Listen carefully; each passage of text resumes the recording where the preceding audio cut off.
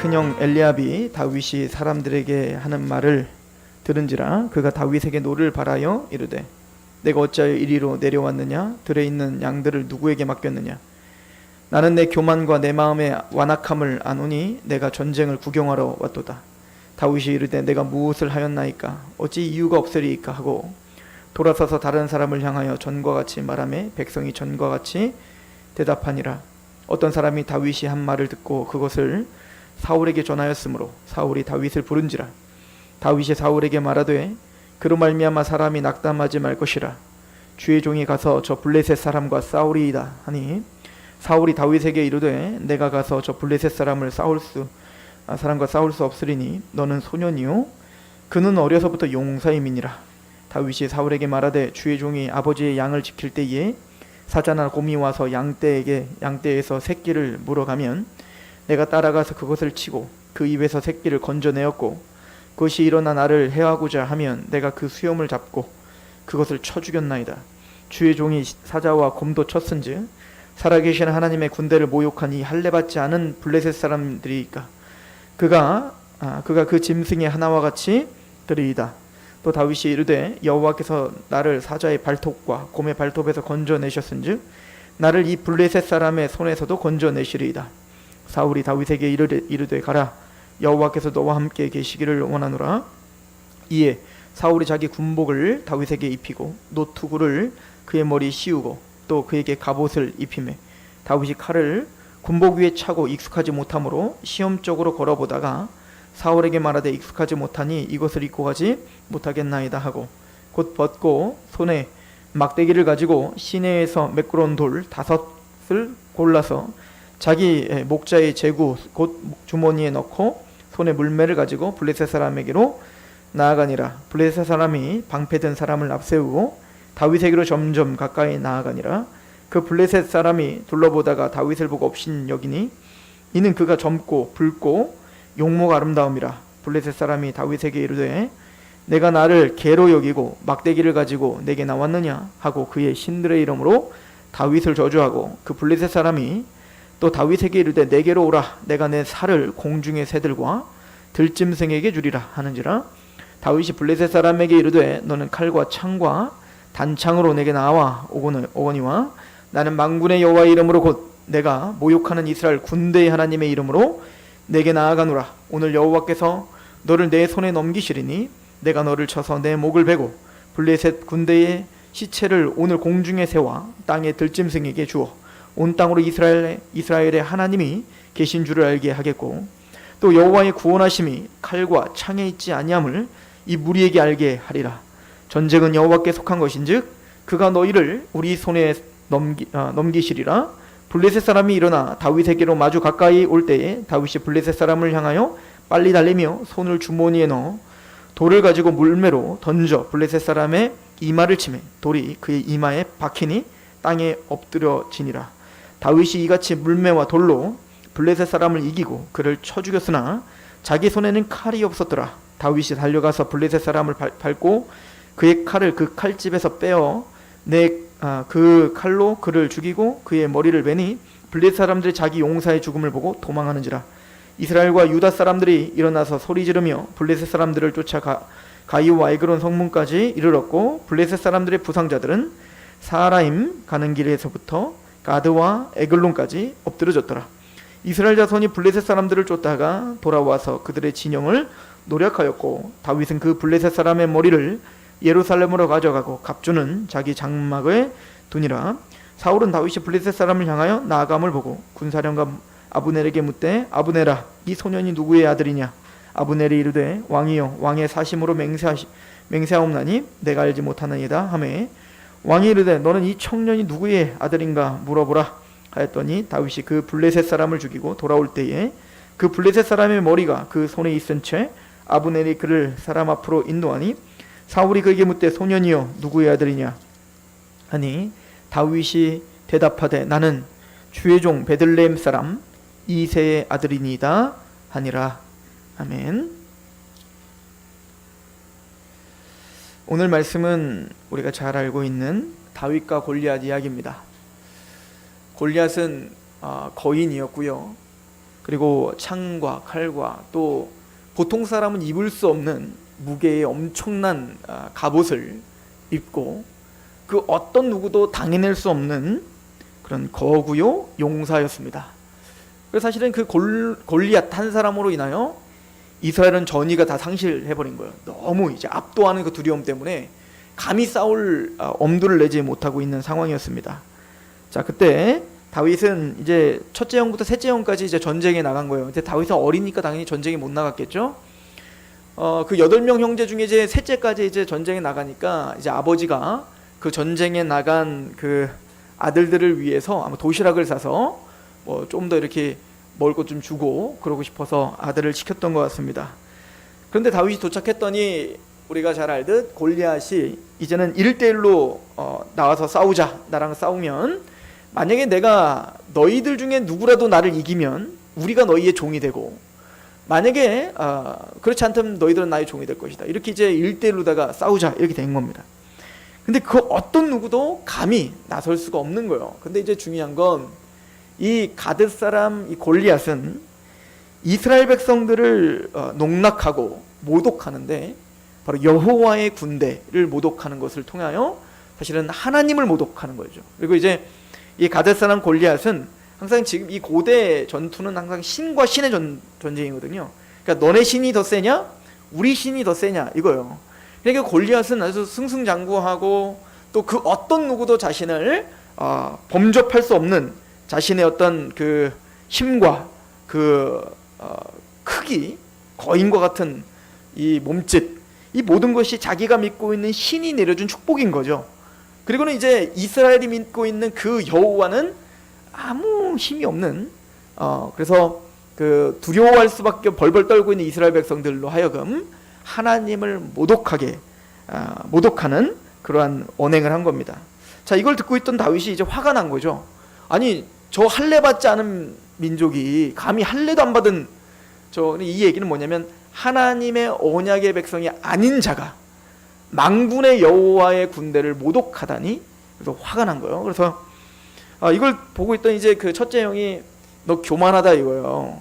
안 그래도 내가 너 그 교만을 내가 아마 그 기름 부음을 이제 받을 때 첫째 형도 안 되고 뭐 다 안 되고 하니까 시기를 좀 하지 않았나 싶어요. 다윗에 대하여 이놈이 뭘 한다고. 그래서 아마 그래 그 기름 부음 받더니 네가 이제 기고만장이냐 뭐 이런 식으로 아마 조롱을 했던 것 같습니다. 그때 다윗은 말을 하는 거죠. 나는 하나님을 모독하는 걸 참을 수 없다 이거예요. 하나님의 그 백성을 모독하는 것을 내가 참을 수 없다. 이 소리를 이제 사울이 듣게 됩니다. 사울이 다윗을 오라고 해서 다윗이 이제 사울에게 내가 나가 싸우겠습니다. 그러니까 사실은 말도 안 되죠. 왕 앞에 어떻게 그 꼬맹이를 불러들일 수 있냐고요. 근데 하나님의 섭리가 있죠. 그 사울이 지난 시간에 악신이 들어서 괴로워할 때 다윗을 통하여 회복을 해서 다윗을 사랑하고 있었다고요. 그러니까 다윗을 사울은 가까이 두고 싶었던 그 다윗이 왔다고 하니까 또 그 다윗이 얼마나 믿음이 좋고 하나님의 사람인지를 알았다고요. 그러니까 이 사울은 다윗을 불러들인 거죠. 하나님의 다 섭리가 있는 겁니다. 자, 결론은 이겁니다. 그래서 다윗이 내가 싸우겠습니다. 그랬더니 사울이 이 소년이 저 장대한 태어날 때부터 용사였던 저 골리앗을 어떻게 이길 수 있겠냐. 그랬더니 이제 다윗이 설명을 하기를 이제 설득을 하죠. 뭐라고 이야기를 하냐면 나는 목동입니다. 목동이라 한 마리의 양을 지키기 위해서 내가 정말 힘을 다해서 싸웠는데 그 중에 이제 사자나 곰들이 나타나서 그 양 한 마리를 물고 가면 나는 그 사자와 곰과 싸웠습니다. 그래서 그 수염을 잡고 맺혔대요. 그러니까 다윗이 어려서부터 굉장히 용맹한 것을 볼 수가 있죠. 그리고 그러니까 사울이 또 그러고 보니까 그 짐승들을 이길 정도면 그래도 한번 해볼 만하겠구나 생각이 좀 들었는지 다윗에게 자기의 투구와 갑옷과 막 칼을 다 줘주니까 이게 안 맞죠. 그러니까 입어보더니 몇 번을 걸어보더니 이게 너무 불편하니까 나 이거 안 하겠습니다. 그리고 말하기를 이제 골리앗이 나타났을 때 다윗을 보고 자기를 조롱하냐고 이제 이야기를 하죠. 그래서 다윗이 말하기를 너는 검과 칼과 창을 갖고 나에게 왔지만 나는 만군의 여호와의 이름으로 이곳에 왔다. 그리고는 갑자기 멋있게 싹 달려가면서 주머니에 있는 그 돌멩이 5가지를 그 007 영화를 보는 것처럼 막 달려가면서 딱 빼가지고 바로 확 집어 던졌는데 바로 명중을 한 거죠. 그죠? 이게 투구가 다 갑옷을 입었기 때문에 돌멩이 던져갖고 뭐 돌멩이가 깨지죠. 근데 한 군데가 딱 그 빈틈이 있는 것이 바로 이제 미간이었던 겁니다. 투구의 사이에 거기에 이마를 정확하게 명중을 시켜서 박혔더라라고 말하죠. 거기는 하나님의 신적 능력도 같이 도와주신 거겠죠. 이런 걸 보면 다윗은 사실은 그 골리앗과의 전투를 우연히 다윗이 아무런 준비도 안 돼 있었는데 하나님의 능력으로 갑자기 그렇게 승리한 건 아니죠. 그러니까 다윗은 목동으로 있을 때 아무도 알아주지 않죠. 그죠? 아무도 알아주지 않는 그 목동의 삶에서 곰과 사자를 이겼다라고 하는 것도 한순간에 다윗이 막 힘이 센 그런 사람은 아니었잖아요. 소년이었고 그런데 그만큼 돌멩이를 던지는 걸 연습했던 거예요. 그러니까 그 사자나 곰이 맹수들이 오면 자기의 힘으로 감당할 수 없으니까 돌멩이로다가 명중을 시키는 것들을 계속 연습을 했었던 거죠.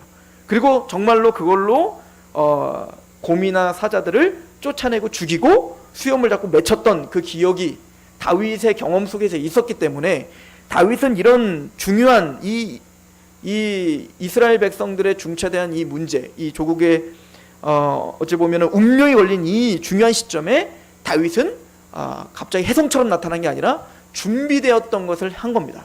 그러니까 이런 걸 보면 이게 바로 믿음이구나라는 걸 우리는 뭐 볼 수가 있겠죠. 그러니까 하나님의 사람들이란 나는 큰 일을 하고 싶습니다. 하나님 나는 크게 쓰임 받고 싶습니다. 라고 한다면 지금 우리가 작은 것처럼 보이고 있는 자녀를 하나 키우는 거랄지 또 학생은 그냥 오늘 하루 가서 학교에서 공부하는 거 또 직장인이면 그 직장인에서 또 할 수 있는 것 내가 할 수 있는 것을 충성스럽게 하나님 앞에 하여 거기서 준비된 사람들을 하나님이 쓰시는 것을 볼 수가 있죠. 작은 것에 충성된 자가 큰 것도 하나님이 맡기신다라는 그런 어떤 일반적인 원리들을 또 우리가 볼 수가 있을 겁니다. 그래서 전쟁은 하나님께 속하였다. 믿음으로 다윗처럼 그렇게 믿음으로 여호와를 붙잡고 오늘 나에게 주어진 그 작은 일에 충성하며 또 연습하면 이 뭐 골리앗을 쳐부실 생각을 했겠어요?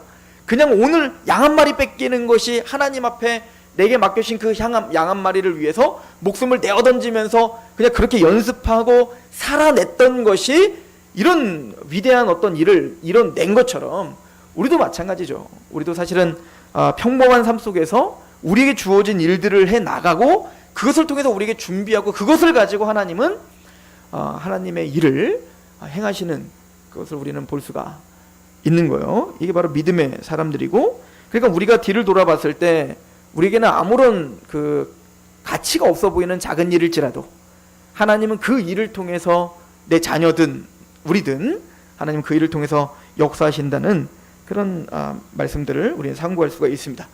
우리가 이제 그 다윗과 골리앗에 대한 이야기는 바로 이것이 우리가 알고 있는 이야기입니다. 그리고 그것을 우리가 적용하고 오늘도 충성스럽게 사시면 되는 것입니다. 이 다윗과 골리앗 이야기를 통해서 근데 오늘 저는 구속사적으로 성경 전체의 맥 속에서 이 다윗과 골리앗의 의미를 좀 우리 같이 상고하고 그러므로 하나님의 그 크신 뜻 그리고 그 광대하시고 영광스러우신 그 하나님이 이 다윗과 골리앗의 이야기를 통하여서 또 우리에게 정말 무엇을 말씀하시려고 하는지를 좀 하나님의 관점에서 우리가 한번 집중해 보려고 합니다. 우선 먼저는 이 골리앗은 가드 사람이더라. 이 블리에셋 가드 사람이에요. 이런 걸 보면요, 사실은 우리가 얼마 전에 그 사울이 블레셋과 한번 전투를 했잖아요. 그때 요나단이 정말 용맹스럽게 그 블레셋 진영에 가서 전열을 흐트러버리고 하나님이 이제는 그 전세를 완전히 이스라엘로 넘겼을 때 사울이 이제 막 기고만장해가지고 막 금식 선포하고 막 그 제사 드리고 막 혼자 막 생쇼를 했지 않습니까? 사실은 이제 금식 선포한 것 때문에 사실은 일을 그르친 겁니다. 왜냐면 그때 이스라엘 백성들이 만약에 요나단의 어떤 그 진두지휘 아래 이미 전열이 상실해버린 그 블레셋 군대들을 이제는 서로 막 죽이고 있었잖아요. 하나님의 역사로. 그때 금식하지 않고 정말 잘 먹고 정말 명철하게 하나님의 말씀대로 가자 해서 힘있게 가서 덮쳤다면 완전히 전멸시킬 수 있었단 말이에요. 그런데 그 사울이 막 금식을 하게 하고 배고프고 그러니까 막 먹은 다 하루가 금식이 끝난 다음에는 갑자기 막 피채 먹고 그래서 죄를 범하게 되고 그것 때문에 하나님 진노하시고 그것 때문에 사울은 또 백성들 모아다가 이거 누구 죄냐 이거 따져야 되고 나중에는 요나단 죽을 뻔했다가 이스라엘 백성들이 요나단 죽이면 안 돼요 막 그렇게 해서 맹세해가지고 살려주고 막 이런 상황으로 치닫다 보니까 그때 블레셋은 어떻게 해요? 그 사이에 안전하게 자기의 곳으로 간 겁니다. 그러니까 놓쳐버린 거죠. 완전 전멸시킬 수 있는 그 기회를 놓친 거예요. 그렇죠?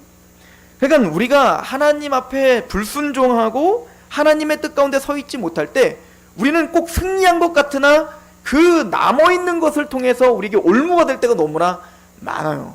우리가 요즘에 출애굽기 강해 오후 예배 시간에 할 때에도 보면 하나님께서 모세에게 뭐라고 합니까? 너희들이 이제 가나안 땅에 들어가게 될 텐데 그 가나안 땅에 가면 그 7족속 그 가나안 족속들을 진멸하는 거 아니겠습니까? 그래서 다 내쫓으라는 거예요. 다 내쫓으라는 겁니다. 거기는 공의로우신 하나님의 심판이 있는 겁니다. 그러므로 거기는 타협하지 말라는 거예요. 거기는 인정과 사정이 없습니다. 하나님의 심판의 도구로 사용되는 거기 때문에 철저하게 끝까지 다 없어질 때까지 싸워야 되는 겁니다. 그러니까 이거를 신약적인 관점에서는 구원받은 우리 하나님의 백성들이 이제는 넉놓고 있는 게 아니라 죄와 싸우되 힘써 피 흘리까지 싸우라는 거 아닙니까? 그런 것처럼 우리 안에 있는 그 죄성들을 끝까지 싸워 하여튼 우리는 예수 그리스도의 날까지 예수 그리스도 재림하는 그날까지 우리는 계속 죄와 싸우며 살아야 되는 거예요. 이게 우리에게 주신 사명이죠. 그 출애굽기 23장 28절에 보면 내가 왕벌을 보내리니 그 벌이 휘 족속과 가나안 족속과 헷 족속을 내 앞에서 쫓아내리라. 30절에 내가 번성하여 그 땅을 기업으로 얻을 때까지 내가 그들을 내 앞에서 조금씩 쫓아내리라. 내가 내 경계를 홍해에서부터 블레셋 바다까지 광야에서부터 강까지 정하고 그 땅의 주민을 내 손에 넘기리니 내가 그들을 내 앞에서 쫓아낼지어다. 이렇게 말하죠. 그러니까 그 경계가 어디래요? 지도를 그리시면 여기 이제 지중해가 있고요. 그리고 요 밑에가 홍해예요. 그리고 여기는 이집트고 다 보이시죠? 그리고 여기가 이제 팔레스틴 땅, 여기 예루살렘이 있고요. 이쪽으로 가면 이제 바벨론이 있는 거예요. 그러니까 그 기준은 바로 그 홍해에서부터 블레셋 그 강가, 이 블레셋 바다까지라는 건 지중해까지, 지중해가 닿는 그 지중해가 있으면 요 강가까지가 다 하나님이 이스라엘에게 준 땅이에요. 그러니까 거기까지가 다 내쫓아야 되는 겁니다. 근데 그 블레셋 강, 거기 누가 살고 있어요? 그 해변가에는 블레셋이 살고 있죠. 블레셋인 5가지의 도시로 되어 있단 말이에요. 근데 하나님은 분명히 경계를 어디까지라고 했어요? 그 블레셋 바다까지라고 이야기했단 말입니다. 자, 그런데 여호수아서 11장 22절을 보시면요, 거기 보면 여호수아가 아낙 자손을 이스라엘 땅에서 다 내쫓았다 이렇게 표현하고 있습니다. 특별히 그 아낙 자손은 누구냐면 그 민수기에 보면 이제 그 이스라엘 백성들이 이제 출애굽을 하여 원래는 가데스 바냐에서 12정탐꾼을 보내잖아요. 그때 어디로 보냈냐? 바로 그 헤브론 땅으로 보낸 거예요. 헤브론 땅. 그때 우리가 잘 알듯이 10정탐꾼은 우리 죽어도 못 간다. 거기 가면 우리 다 죽는다. 갔더니 걔네는 거인이고 우린 메뚜기 떼와 같다 라고 할 때 그 자손들이 바로 아낙 자손이에요. 근데 그때 우리 잘 알듯이 갈렙이 어떻게 했어요?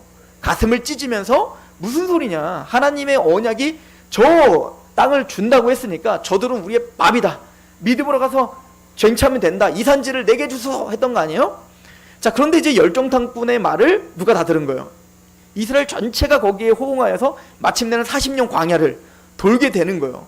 왜냐면 그 헤브론 땅에 있는 아낙 자손은 그 이스라엘 팔레스틴 거기 그 가나안 땅의 족속들 중에 가장 무서운 족속이에요. 거인 족속이죠. 그래서 이걸 이제 민수기 13장에 보면 그 아낙 자손을 뭐라고 표현하고 있냐면 네피림의 후에 거인 족속이라고 표현하고 있습니다. 여러분, 네피림이 언제 나오죠? 창세기 4장에 나오죠. 그러니까 세세반열, 하나님을 찬양하고 하나님을 경배하는 세세반열과 이제는 하나님을 대적하고 있는 가인의 반열로 정확하게 이제 이등분돼요. 그런데 그 하나님의 아들들, 즉 하나님을 경외하고 하나님을 믿고 있는 그 세세반열들이 이제는 자기 눈에 보기 좋은 대로 사람의 딸들, 즉 그 가인의 반열이죠, 악한 사람들로 하여금 아내를 얻어서 막 결혼을 한단 말이에요. 이 얘기는 뭐냐면 종교혼합주의가 생긴 겁니다. 그러니까 아내가 들어왔다는 것은 뭐냐면 그 이방 여인이 들어왔다는 것은 이방 신이 들어온 겁니다. 그 유대인들이 이제 1950 몇 년도죠? 독립을 하잖아요. 그때 이제 이스라엘 국가가 재건되면서 그때 흩어졌던 유대인들을 막 불러들이면서 어디까지가 유대인인지 이게 헷갈리는 거예요. 그럼 누가 유대인이냐라고 할 때 아버지가 유대인이 아닐지라도 어머니가 유대인이면 유대인이라고 친 겁니다. 왜냐하면 모든 교육이 누구를 통해서 돼요? 우리가 모국어라고 하잖아요. 우리 언어는 누구의 언어를 따라가는 거예요? 어머니의 언어를 따라가는 거예요. 왜? 어머니가 계속 밥 먹이고 입혀주고 다 하니까 그 어머니의 사상과 신앙이 그 아들과 그 자녀의 신앙이 되는 거예요. 그대로. 그러니까 유대인이라고 말할 때는 어머니가 유대인이에요. 아버지가 아무리 이방인이라고 해도 아무리 남자가 유대인이라고 해도 여자가 만약에 이방인이면 유대인 아닌 거예요. 그 자녀들은. 그만큼 어머니의 그 힘이 큰 거예요. 그러다 보니까 이방 여인, 그러니까 하나님을 믿지 않는 여인을 이제 그 세세반열이 들어왔다는 얘기는 뭐냐면 이제는 완전히 신앙이 박살나버리기 시작했다는 거예요. 이제 그 이방, 그러니까 아합 왕이 이세벨을 여왕으로 들여오니까 그 이스라엘 전체가 완전히 신앙이 박살나는 거 아니겠습니까? 그 종교혼합주의가 시작된 거예요. 그리고는 거기서 태어난 게 바로 네피림. 그들은 말 거인이었더라 라고 이야기를 하죠. 그러니까 네피림은 뭐냐면 바로 인간 타락의 극치라고 그냥 생각하시면 돼요. 세상 정신의 극치. 그래서 나의 힘을 믿고 나의 어떤 그 권세와 권력과 그 힘, 그것을 믿고 모든 걸 정복하면서 영웅 취급받고 있는 세상 정신, 그죠? 이것이 바로 네피림인 거예요. 그런데 그 거인 네피림의 후예가 누구냐? 바로 아낙 자손인 거예요. 거기도 이제 거인 족속인 거죠.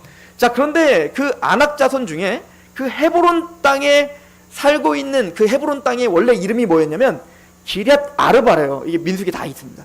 기럇 아르바, 이 아르바라는 뜻은 아비라는 뜻이요, 최고 이런 뜻이에요. 그러니까 아낙 자손 중에 최고봉, 아낙 자손 중에 아비가 살고 있는 게 바로 헤브론 땅인 겁니다. 그러니까 네피림 중에 네피림인 거예요. 그런데 그 나중에 여호수아를 통해서 그 가나안 땅을 정복할 때 다른 땅은 다 정복하는데 어디는 못 가는 거예요. 감히 헤브론 산지는 못 올라가는 겁니다. 왜?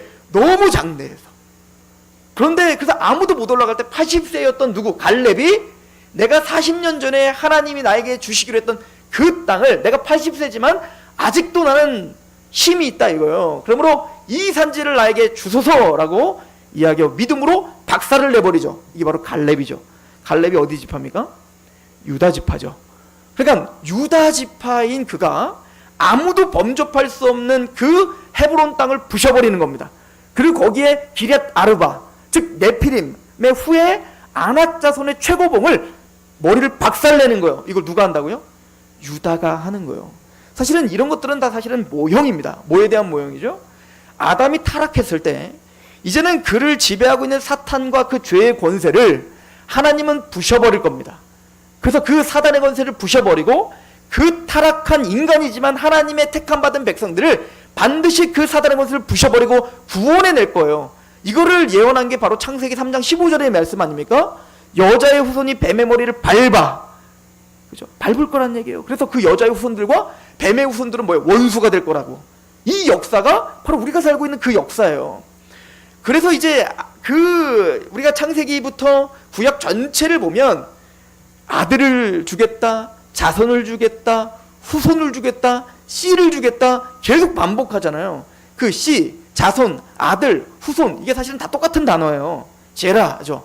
그러니까 뭐냐면 그 여자의 후손이 와서 뱀의 머리를 밟을 그 메시아를 기다리고 그 메시아가 누구인지를 설명하는 게 구약 전체의 이야기인 거예요. 그래서 그 셋도, 그래서 아담에게 다른 씨를 주었다. 이게 셋이잖아요. 그리고는 아브라함, 이삭, 야곱, 그리고 유다, 그리고 다윗, 뭐 이렇게 이어지고 있는 그 언약의 반열에게 계속 약속하는 게 뭐죠? 바로 씨를 주고 후손을 주겠다 이 얘기인 거예요. 그래서 마태복음 1장은 어떻게 시작합니까? 아브라함의 자손, 다윗의 자손, 예수, 그리스도의 세계라 이렇게 표현하는 겁니다. 즉 아브라함으로 시작하여 다윗의 혈통으로 태어나실 바로 그 씨, 창세기 3장 15절에 뱀의 머리를 부셔버리고 우리 인류에게 구원을 허락할 그 구원자 메시아, 그 하나님의 그 자녀, 그가 바로 예수이다 라고 이야기하는 게 마태복음 1장의 족보의 이야기인 거예요. 그래서 창세기 22장에 보면 아주 절정의 사건이 일어나죠. 바로 아브라함에게 약속한 그 씨에 대해서 약속을 하면서 아브라함이 그 자손인 누굽니까? 이삭을 모리아산에서 바치는 장면이 나오잖아요. 그 바칠 때 하나님이 그 절정의 믿음의 사건을 통해 뭐라고 합니까? 아브라함아, 내 씨가 대적의 문을 부수리라 이렇게 표현을 하는 겁니다. 그러니까 그 아브라함의 자손, 다윗의 자손 예수 그리스도께서 그 대적의 문을 부수고 그리고 우리를 건져낼 자이다, 이거를 예언하고 있는 거란 말입니다. 그거에 대한 중요한 모형이 뭐냐면 유다 지파인 갈렙이 아무도 싸워 승리할 수 없는 누구를 부셔버리는 거예요. 네피림의 최고봉, 아낙 자손의 최고봉, 바로 그 아낙 자손을 유다 지파가 부수어 그 헤브론 땅을 점령하더라. 이것이 우리에게 주는 메시지는 바로 예수 그리스도의 십자가 부활로 뱀의 머리를 밟겠다 하신 거예요. 근데 이 이야기는 성경 전체에서 반복이 되어가는 겁니다. 이제는 아낙 자손을 부수는 것처럼 이제는 이스라엘이 그 자손들인 이스라엘을 통해서 누가 부서지는 거죠? 그 네피림의 사실은 그 정신대로 살고 있는 누구? 애굽의 파라오, 그리고 바벨론의 느부갓네살 왕, 그리고 페르시아의 왕들, 또 로마의 황제들, 또 오늘날도 마찬가지죠. 하나님을 대적하고 자신의 힘과 권세를 믿으며 그것이 스스로 자랑이 되고 하나님을 대적하는 말들을 하고 있는 이 세상의 네피림들, 이 세상의 대적자들, 스스로 용사라고 칭하고 있는 그 반역자들에 대하여 주님은 심판할 것을 이제 이야기하고 있는 거예요. 그래서 이제 그 대표적인 이제 사람이 바벨론의 느부갓네살 왕입니다. 그러니까 네피림과 같은 그 정신을 갖고 있는 사람. 우리 다니엘서를 잠깐 가보시겠어요? 다니엘서 4장을 한번 보시죠. 제가 지금 설명하고 있는 어떤 그 성경의 큰 흐름은 제가 반복적으로 아마 계속 설명을 해서 이제는 외우셨죠?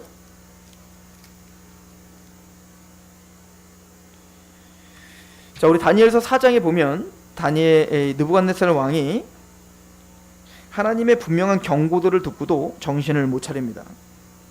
이 블레셋, 느부갓네살 왕이 세운 이 블레셋은요, 우리가 상상할 수 없을 만큼 광대하고 강력한 국가였습니다.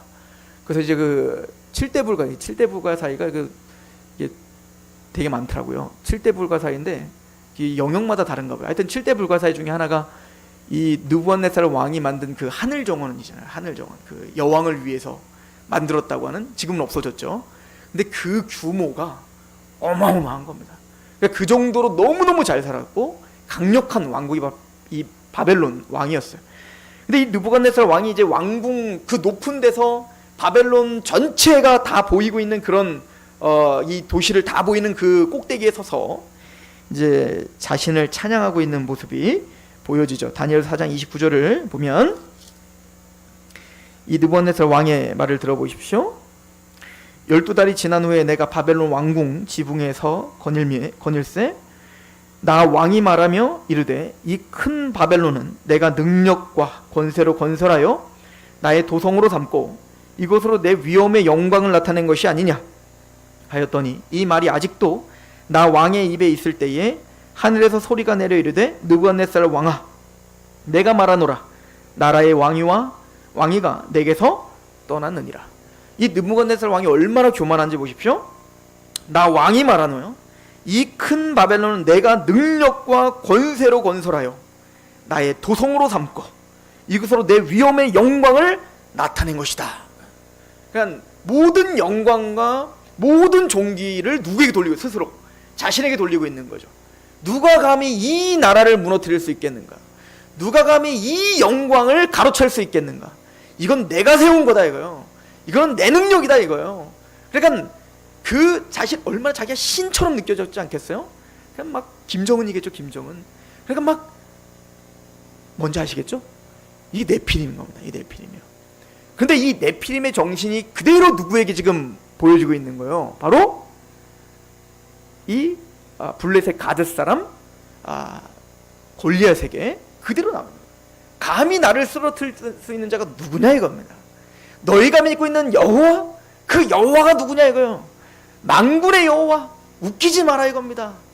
감히 한 사람도 나에게 대적할 자가 없지 않겠는가? 모든 영광과 모든 존귀가 누구에게 돌려지고 있는 겁니까? 바로 자신에게 돌려지고 있는 거예요. 이게 바로 네피림들인 거예요.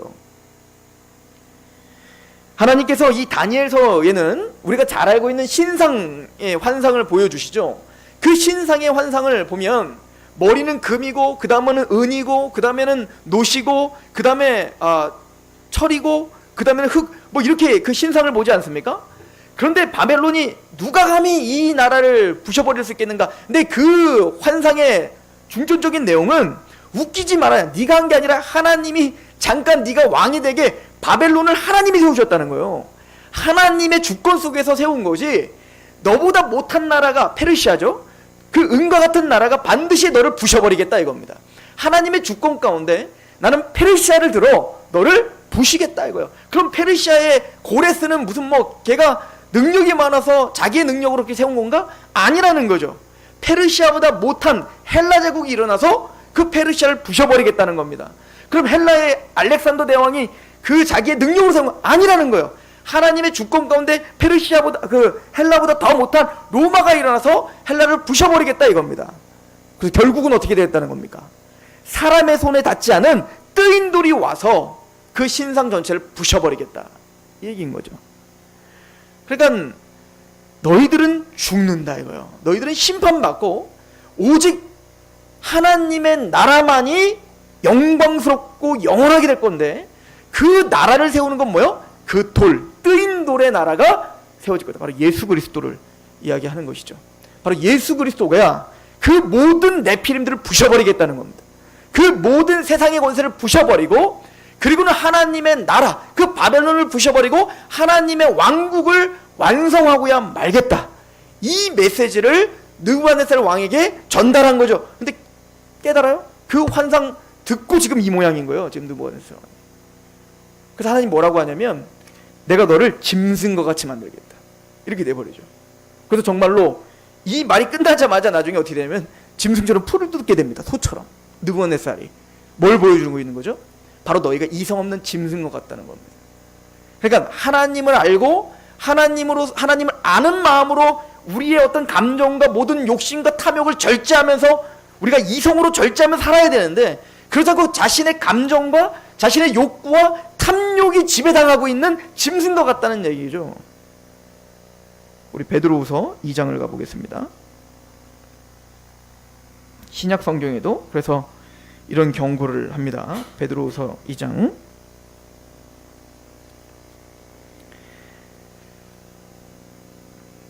10절.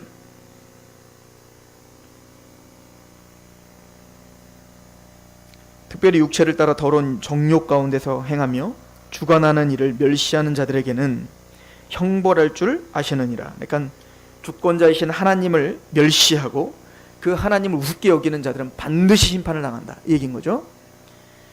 이들은 당돌하고 자긍하며 떨지 않고 영광 있는 자들을 비방합니다. 아까 느부갓네살을 보세요. 이 네피림들을 보세요. 애굽의 파라오를 보시라고요. 그리고 이 가드 사람 골리앗을 보시라는 얘기입니다. 이들은 떨지 않죠. 난 내 주먹을 믿지죠. 하나님이 감히 나를 어떻게 무너뜨리겠느냐, 너희 신이 무슨 능력이 있느냐라고 가증한 이야기들을 하면서도 전혀 죄책감이 없죠. 이게 세상이죠. 당돌하며 자긍하며 떨지 않고 영광 있는 자들을 비방하거니와 더 큰 힘과 능력을 가진 천사들도 주 앞에서 그들을 거슬러 비방하는 고발을 하지 아니하느니라. 그러나 이 사람들은 본래 잡혀 죽기 위하여 난 이성 없는 짐승 같아서 그 알지 못한 것을 비방하고 그들의 멸망 가운데서 멸망을 당하며 불의의 값으로 불의를 당하며 낮에 즐기고 노는 것을 기쁘게 여기는 자들이니 점과 흠이라. 너희와 함께 연애할 때에 그들의 속임수로 즐기고 놀며 음심이 가득한 눈을 가지고 범죄하기를 그치지 아니하고 굳세지 못한 영혼을 유혹하며 탐욕에 연단된 마음을 가진 자들이 저주의 자식이라. 그런데 놀라운 사실은 그렇게 당돌하고 하나님을 대적하고 있는 그런 세력들에 의하여 지금 교회가 농락당하고 있다는 얘기인 거예요. 교회 안에도 그런 세력들이 들어와서 하나님의 진리 가운데 서지 않고 그렇게 탐욕과 탐심대로 살으라고 부추기고 있는 그런 당돌한 이성 없는 짐승과 같은 자들의 말을 듣고 있다는 얘기죠. 얼마 전에 필리핀 그 뉴스를 이 신문을 보니까 필리핀의 그 두테르테 대통령이 굉장히 좀 희한한 사람이잖아요. 그러니까 아마 그 지금 트럼프와 뭐 푸틴과 더불어 굉장히 이제 강력한 어떤 중앙집권적인 시진핑과 더불어 요즘 그런 사람들이 대세인가 봐요. 근데 이제 자기가 모든 정권을 다 쥐고 사람들을 막 마음에 안 들면 막 그 죽이기도 하고 막 이렇게 하면서 자기가 느부갓네살 왕이 된 거죠. 자기가 애굽의 파라오가 된, 자기가 네피림 된 거다. 그리고 뭐라고 이야기했냐면 기독교를 비아냥거리는데 이렇게 비아냥을 거렸더라고요. 신이 있다면은 셀프 사진 찍어갖고 나에게 갖고 와봐라. 자기가 무슨 말 하는지를 모르는 거죠. 당돌하죠. 자긍강하죠. 거기에는 하나님을 두려워함이 전혀 없죠. 이성 없는 짐승이라고 말하는 겁니다. 이게 바로 네피림들인 거예요. 이게 바로 골리앗인 겁니다. 그 골리앗을 그 아낙 자손을 유다지파 갈렙이 부수는 것처럼 이제는 그 유다지파 다윗이 바로 그 골리앗을 무너뜨리고 있는 겁니다. 사실은 누가 네피림이죠? 우리가 네피림들인 겁니다. 원래 아담이 선악과를 따먹은 이후에 다 우리가 네피림들이라고요. 원래 아담이 선악과를 따먹을 때 사탄이 뭐라고 속였던가요? 먹으라는 거예요. 먹으면 네가 하나님처럼 된다는 거예요. 그러니까 우리의 죄성이라고 하는 건요, 우리 안에 이미 네피림이 우리를 강력하게 쥐어짜고 있는 겁니다. 사단의 권세가 우리를 유혹하되 사단에게 경배하라고 하지 않습니다. 절대. 누구를 경배하라고? 너를 경배하는 거야. 너. 네가 돋보여야 되고, 네가 칭찬받아야 되고, 네가 명성을 얻어야 되고, 네가 하나님이 돼야 돼. 이것이 우리를 계속 부여짜고 있는 거예요. 이성 없는 짐승과 같이 우리를 만드는 겁니다. 본능에 충실하게 만드는 거예요. 그냥 감각에 충실하게 만드는 겁니다. 육신의 정욕, 안목의 정욕, 이생의 자랑이 우리를 지배하게 만드는 겁니다. 이게 이성 없는 짐승과 같은 거예요. 꼭 느부갓네살 왕이 겉은 허우대 멀쩡한 왕복을 입고 풀을 뜯으며 짐승처럼 살고 있는 것처럼 그게 바로 모형이죠. 우리를 그렇게 보여주고 있는 겁니다. 세상이 그렇다는 겁니다. 모두가 똑똑한 척하고 모두가 뭔가를 다 얻은 척하고 있지만 하나님이 보시기에 우준하다 이겁니다. 짐승 없는, 이성 없는 짐승과 같이 그렇게 하나님의 말씀과 그 진리를 모른 채 스스로 속이고 스스로 그 교만이 그를 속여 하나님을 대적하지만 전혀 떨지 않는 겁니다. 하나님을 대적하지만 전혀 거기는 애통함이 없는 겁니다. 그게 네피림이에요. 우리 안에 있는 그 네피림 누가 부술 수 있냐고요? 절대 우리가 스스로 보실 수 없는 거예요. 사단의 권세를 우리가 부술 수가 없다고요. 그래서 하나님은 여자의 후손이 그 뱀의 머리를 밟겠다라고 하신 겁니다. 그래서 이스라엘을 통해서 모세를 통해서 그런 한낱 노예였잖아요. 아무런 힘이 없었지 않습니까? 오늘 다윗도 보십시오. 그 큰 골리앗을 보시는데 다윗은 칼과 창으로 나가지 않았습니다. 그리고 오늘 뭐라고 하죠? 다윗에겐 칼이 없었더라. 예수님이 잡혀가시는 모습을 보세요. 예수님이 잡혀가실 때 베드로는 칼을 차고 있었습니다. 예수님 보호한다고. 그는 정말 예수님을 딱 잡아가니까 칼을 빼가지고 말고요 귀를 확 잘라버립니다. 그때 예수님 뭐라고 하죠? 칼을 칼집에 꽂으라. 칼로 흥한 자는 칼로 망한다. 하나님의 나라는 칼로 세워지는 게 아니다 이 얘기 아니에요? 그러면서 뭐라고 하죠? 내가 만약에 칼로 하나님 나라를 임하게 했다면 12군단이 와서 초토화시키지 않겠는가? 그건 하나님의 방법이 아니라는 겁니다. 예수님은 십자가에 죽으시는 거예요. 다윗처럼 칼이 없습니다. 만군의 여호와의 이름으로 그 말씀 앞에 순복하며 나가는 겁니다. 마찬가지로 예수님도 하나님의 만군의 여호와의 이름에 죽기까지 복종하심으로 승리하시는 겁니다. 그게 네피림을 부술 수 있는 유일한 무기인 거예요. 우리 안에 사단의 권세를 예수님이 우리 안에 들어오셔서 죄와 사단의 권세를 부수고 뚫고 들어와 하나님의 나라를 우리에게 임하게 하시는 거, 이거 외에는 우리를 쥐어짜고 있는 네피림이 부서질 수가 없는 것입니다. 그래서 예수님이 뭐라고 하죠? 나병 환자를 고치고 중풍병자를 고치고 보지 못하는 사람을 보게 하고 듣지 못하는 사람을 듣게 하고 또 열병 환자를 고치고, 사실 다 의미가 있어요.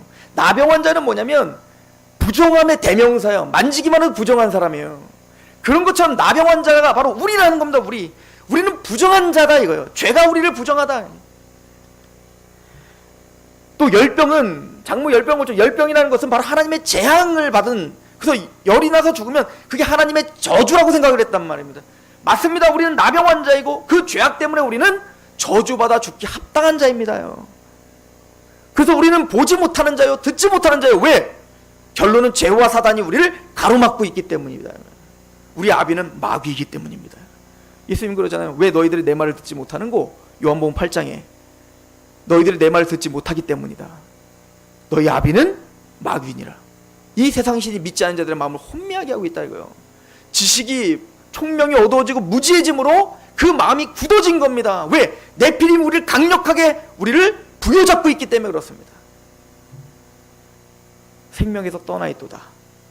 스스로 방탕에 방임하여 욕심대로 행하더라. 즉 그 욕망이 우리의 삶 전체를 지배하게 되는 겁니다. 우리의 지각을 사용하지 않습니다. 너희는 지각을 사용하여 연단을 받아 하나님의 그 뜻을 분별하라. 이게 신앙이라고요. 지각이 돌아가야 된단 말입니다. 총명이 다시 회복돼야 된단 말입니다. 하나님을 아는 지식, 예수 그리스도를 통해서 하나님을 알고 그 하나님이 주시고자 하는 그 복이 무엇인지를 알아야 된다고요. 그 하나님이 우리를 얼마나 사랑하시는지, 그 예수 그리스도를 통해서 우리에게 얼마나 그 사랑을 우리에게 베푸셨는지 말입니다. 그리고 그 마음을 다하고 뜻을 다하고 목숨을 다하여 사랑함으로 우리는 그 말씀에 복종하며 사는 거예요. 이게 원래 하나님의 말씀대로 사는 백성들인 거예요. 이스라엘이죠. 그런데 그 모든 것이 마비됐어요. 왜요? 골리앗이 버티고 있거든요. 다 두려워서 거기에 지배당하고 있다고요. 하나님의 이름이 조롱당하고 그 하나님의 군대들이 조롱당하고 있다고요. 그 골리앗을 누가 부수실 수 있냐고요? 바로 다윗이 부수시는 겁니다. 우리 이름으로 말하면 유다지파의 사자 다윗의 뿌리이신 예수 그리스도가 이겼느니라. 이게 계시록 모든 성경의 마침입니다. 그래서 유다지파의 사자 다윗의 뿌리이신 예수가 계시록 12장에 보면 옛 뱀이라고 하는 그 용의 머리를 밟으시는 겁니다. 그래서 밤낮 참사던 자 그 사단을 내어 쫓아버리는 거예요. 그 네피림을 부셔버리는 겁니다.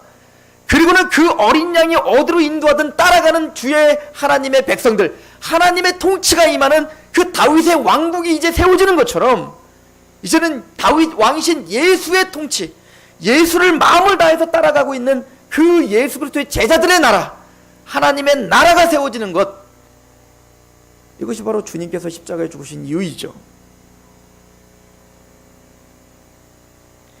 그러는 계시록은 이렇게 마치죠. 계시록 18장에는 무너졌도다 큰 성 바벨론이요 무너졌도다. 바벨론이 무너지고 그곳에 뭐가 세워지는 거예요? 예루살렘이 세워지는 겁니다. 다윗 왕국이 세워지는 거라고.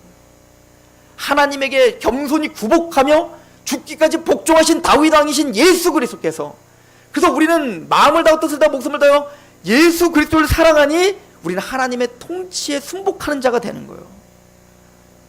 그 나라가 세워질 때까지 주님은 쉬지 않는 겁니다. 그리고 그 나라를 반드시 완성하실 것입니다.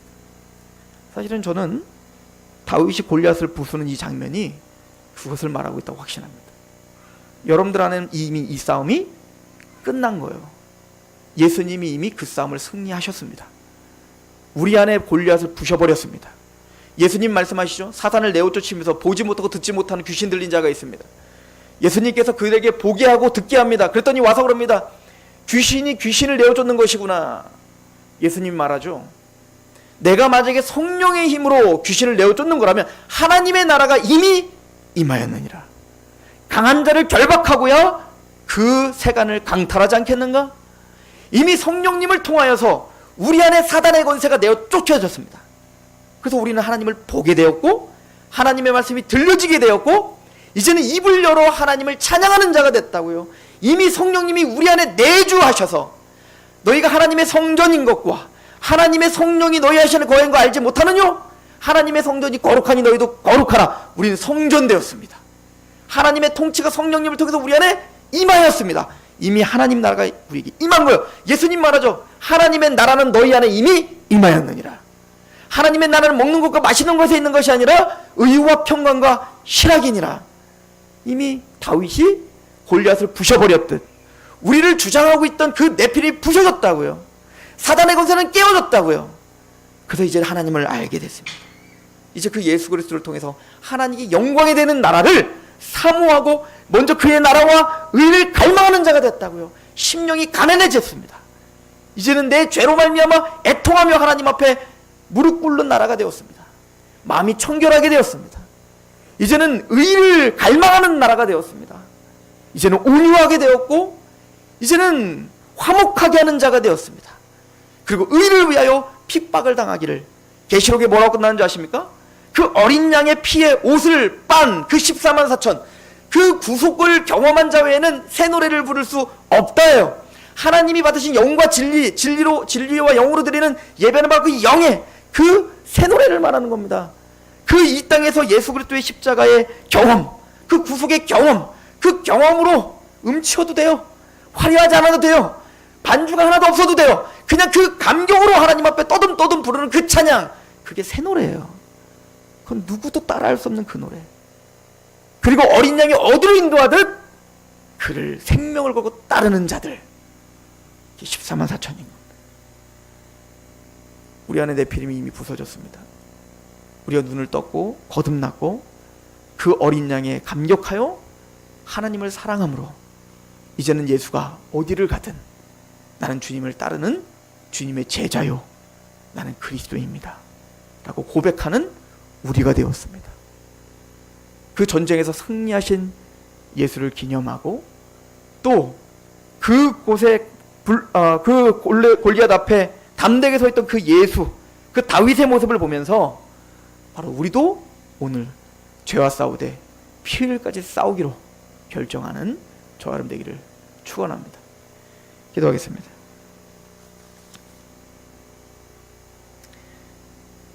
하나님, 다윗은 목동으로 있으면서 한 마리의 양이 짐승에 물려가는 걸 볼 때 자신의 생명을 내던져 작은 곳에 충성했고, 작은 곳에 충성된 자에게 하나님은 큰 것을 맡겨주셨다는 원리를 배웠습니다.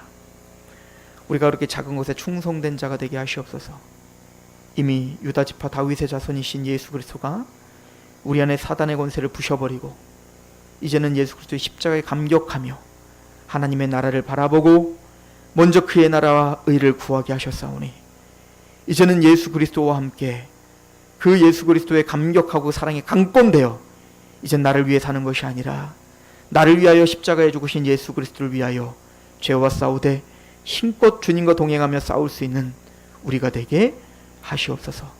저 할례받지 않은 골리앗이 만군의 여호와의 군대를 모독하는 것을 아버지 하나님이 함께 분노하고 그 거룩한 분노로 우리 안에 있는 그 죄와 싸우게 하시옵소서.